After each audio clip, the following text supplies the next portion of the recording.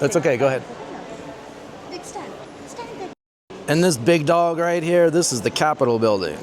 And this is probably the largest sculpture here in the Botanic Gardens of this collection. And as we said before, the Capitol building is right across the street. We said that about the Jefferson building of Library of Congress also, but it's on the other end of the Capitol, so it's actually not as close to here as you might think. And it is a very popular spot to take pictures. Again, you will only see this here during the holiday season, and I don't know why they only put these out during the holiday season. This would look cool here year-round. There's nothing specifically holiday about it. This would work any time of year, so I don't know why it's not a year-round thing, but I feel like it should be. Here we have the Grant Memorial, Ulysses S. Grant, also right across the street. I did another video on the Grant Memorial. If you haven't seen it, go check it out. It is one of my favorites here in the whole area.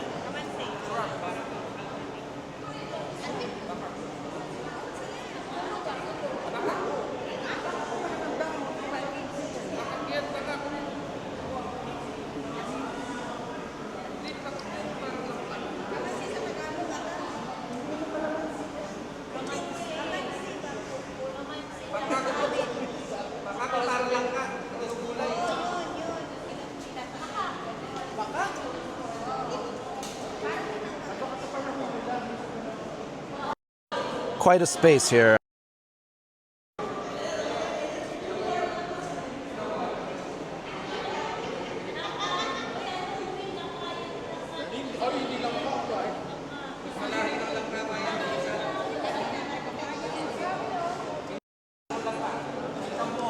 And here is the water fountain that I've told you about a couple times already, sculpted by the same guy who did the Statue of Liberty.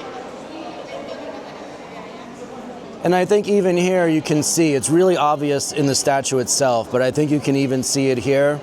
If you imagine her having one arm down and the other arm up holding a torch, you can really see the Statue of Liberty there.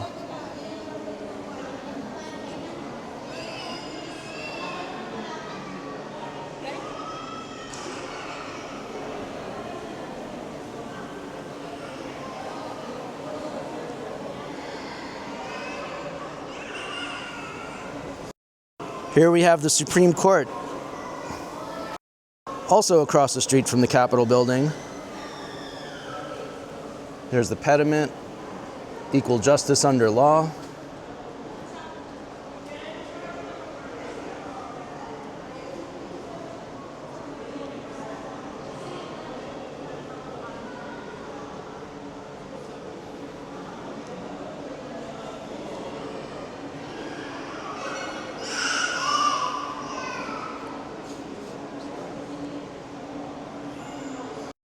Union Station, this is the main train station.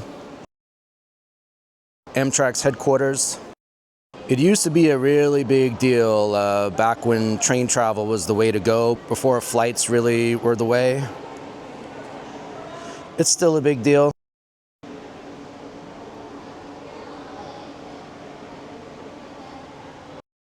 Also not too far from here.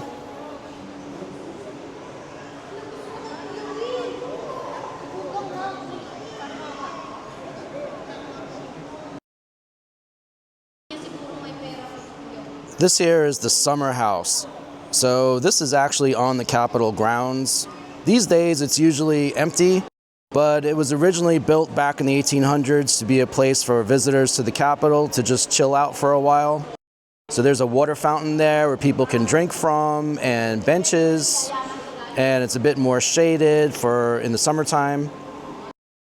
But again, these days it just kind of mostly sits empty. People will go in there just to check it out real quick for like a minute, and then they're back out again.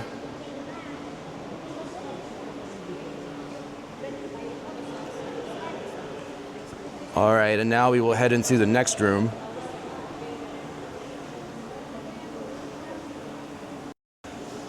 So this room coming up looks more like a true museum room where they discuss aggressive plants. So let's take a look. And it's air conditioned in here. So nice, so nice. You know you're in a hot place when you're so relieved to find air conditioning when it's pretty cold outside. But anyway, that says fierce flora. And what are they talking about with fierce flora? So up there it says predatory plants. They've got a running video of Venus flytraps, and I'm sure if you're like me, when you were a kid, you would put your finger inside the Venus flytrap and then pull it out real fast and watch it snap and not let it get your finger, which I never did. Up there it says poisonous plants. And then around the corner,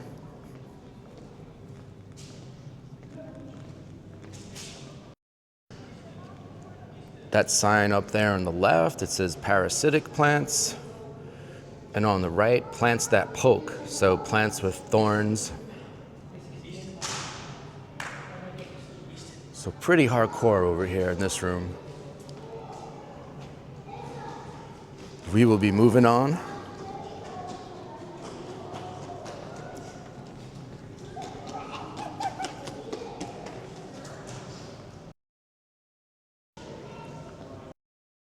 And now we're about to enter the primeval garden, so it's all Flintstones in here. Everything but the dinosaurs.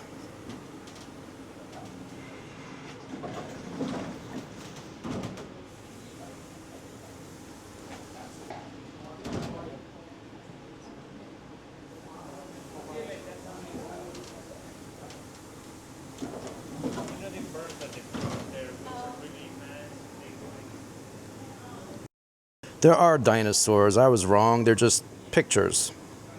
But they're here.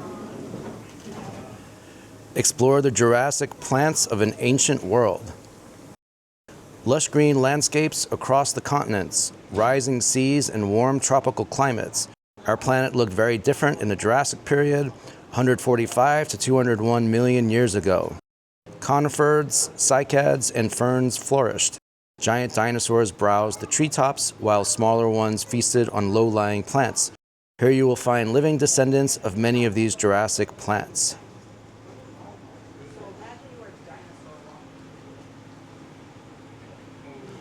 This is the room where you really go back in time. Like, really.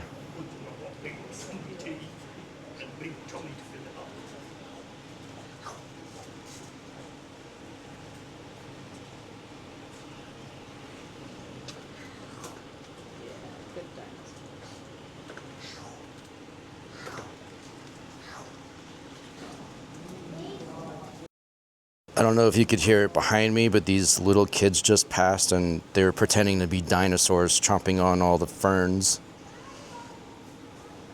That's just what this room does to you, you know? It's the magic.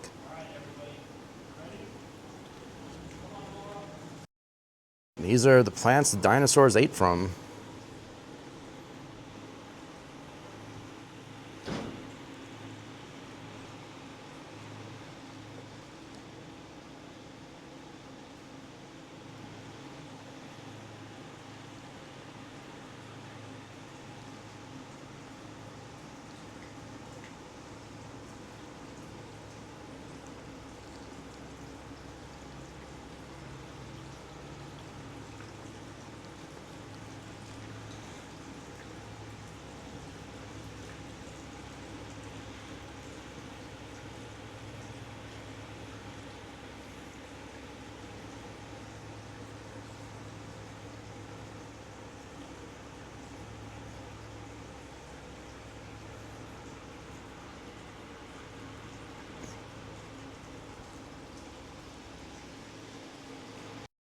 It is completely empty at the moment. It's just me, and this place is pretty crowded. So it was a nice little moment.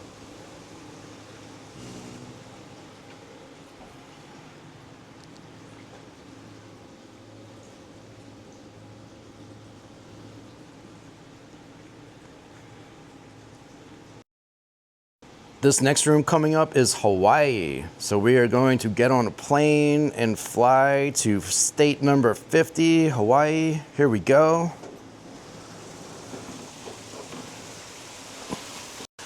I actually just finished a trip last night where we had some Hawaiian kids on the trip. And this is the first time I've ever had Hawaiian kids. So it was basically a leadership conference for high school students, and there were kids from all over the US there. And my bus had a mix of kids from Missouri, Wisconsin, and Hawaii. So very cool, my first Hawaiian students. And at the Lincoln Memorial, there's actually a plaque on the ground that honors the admission of Hawaii and Alaska as states. So for the very first time, I was able to tell my students to go find that plaque, because I still to this day have never had Alaskan students yet. So that was really cool. Well, welcome to Hawaii.